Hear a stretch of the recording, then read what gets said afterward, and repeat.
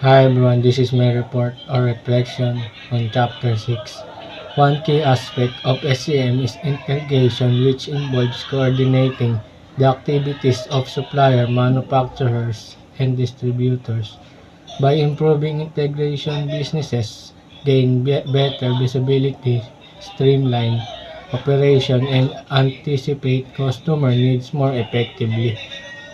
Additionally, the balance between centralized and decentralized supply chains is crucial, as centralization offers cost efficiencies, while decentralizations provide flexibility for local responsiveness.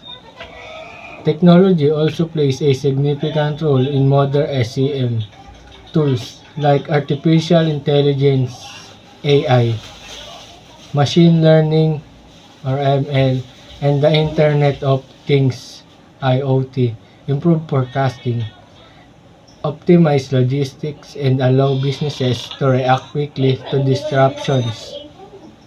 However, adopting these technologies present challenges, including high school costs and cybersecurity concerns which must be addressed for successful integration. Risk management is another essential component.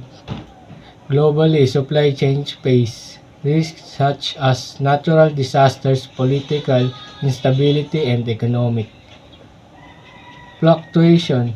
Effective risk management strategies like diversifying suppliers and maintaining flexible supply chains help mitigate these uncertainties. Sustainability is increasingly integral to SCM strategy. Companies are pressured to adopt general practices such as sourcing responsibility and reducing carbon footprint. Sustainability is not just a regulations requirement but also competitive advantage as consumer and investors prioritize environmental responsibility. Thank you.